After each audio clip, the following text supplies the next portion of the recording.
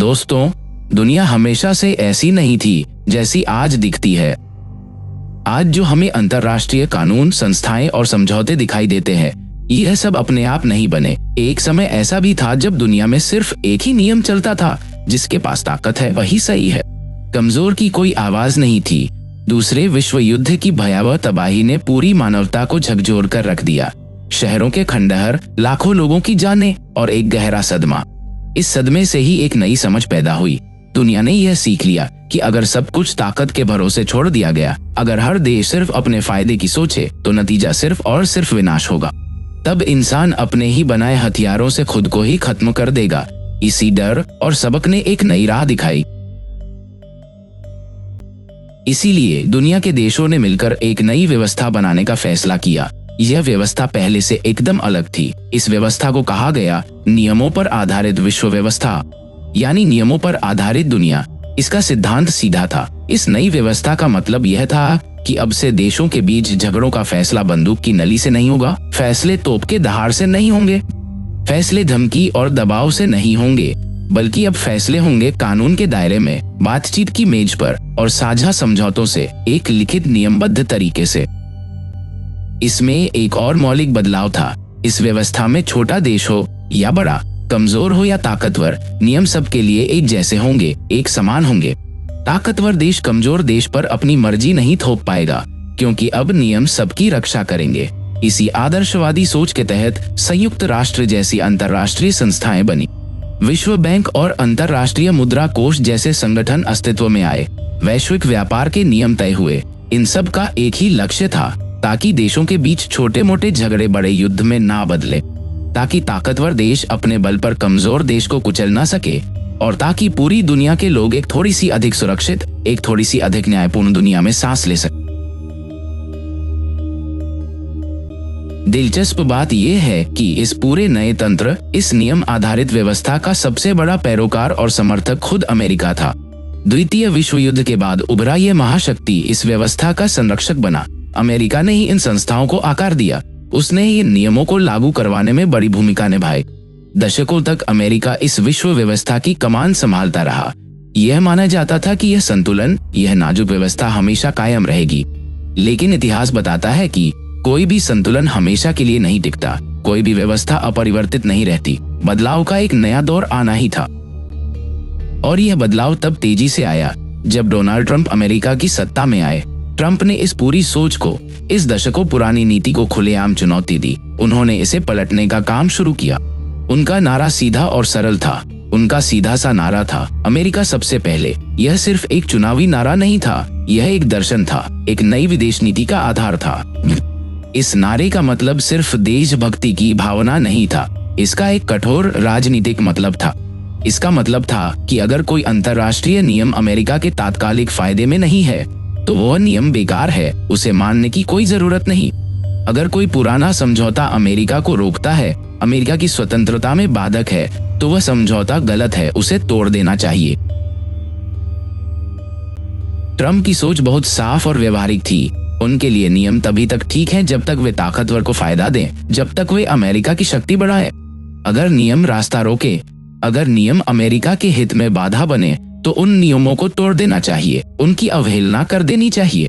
यहीं से, इसी क्षण से नियमों पर आधारित विश्व व्यवस्था कमजोर पड़ने लगी, उसकी नींव हिलने लगी। जब स्वयं संरक्षक ही नियम तोड़ने लगे, तो व्यवस्था कैसे टिकती? ट्रंप के समय अमेरिका ने एक के बाद एक कई अंतर्राष्ट्रीय समझौते छोड़े। पेरिस जलवायु समझौता, ईरान परमाणु समझौता, विश्व स्वास्थ्य संगठन से संबंध। उन्होंने अंतर्राष्ट्रीय संस्थाओं को नजरअंदाज करना शुरू कर दिया, संयुक्त राष्ट्र की आलोचना की, और उन्होंने सीधे दबाव की, धमकी की शक्ति राजनीति को अपनाया। अब वैश्विक फैसले पारदर्शी बातचीत से नहीं होने लगे, अब फैसले होने लगे धमकी से, ट्वीट के जरिए दबाव बनाने से, आर्थिक प्रतिबंधों के डर दिखाने से। यह एक नए युग की शुरुआत थी। यहाँ एक गंभीर सवाल पैदा होता है, जब दुनिया का सबसे ताकतवर देश, वह देश जो नियमों का रखवाला बनकर आया था, वे क्या समझते हैं? वे सीखते हैं कि नियम जरूरी नहीं है। वे सीखते हैं कि नैतिकता, सिद्धांत और सहयोग से काम नहीं चलता। वे यह सबक लेते हैं कि इस दुनिया में ताकत ही एकमात्र असली भाषा है।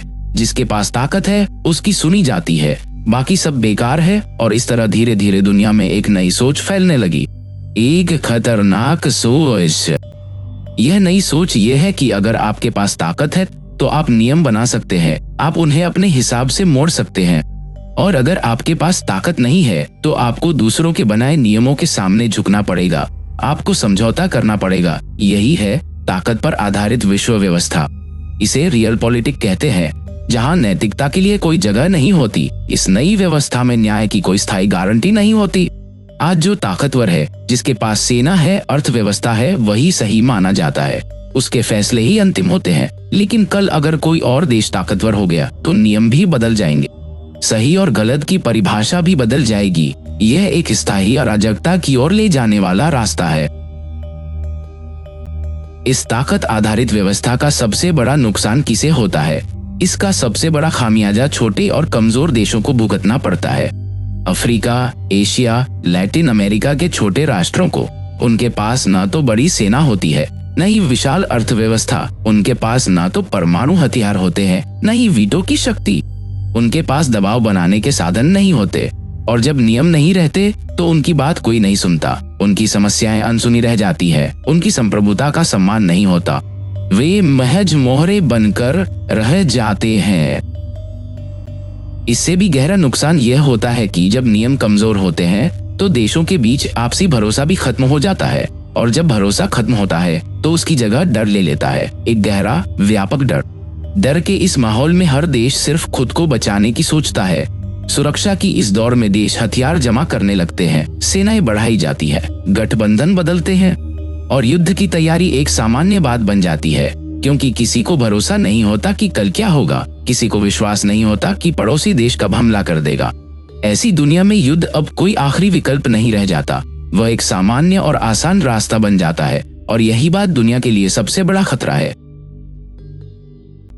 लंबे समय में देखें तो ताकत पर आधारित यह व्यवस्था दुनिया को बेहद अस्थिर बना देती है, अराजकता फैलाती है, अदालतों के फैसलों की अवहेलना होती है, संस्थाएं बेअसर और अप्रासंगिक हो जाती है और हर देश सिर्फ अपने तात्कालिक फायदे के बारे में सोचता है।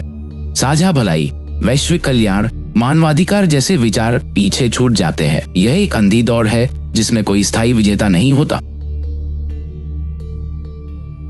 इसलिए डोनाल्ड ट्रंप सिर्फ एक राष्ट्रपति नहीं थे, वह एक नई सोच का प्रतीक थे, एक विचारधारा के चेहरे थे। वह एक ऐतिहासिक मोड़ थे जहां से दुनिया ने नियमों और सहयोग के रास्ते से हटकर ताकत और स्वार्थ की अनिश्चित राह पर चलना शुरू कर दिया।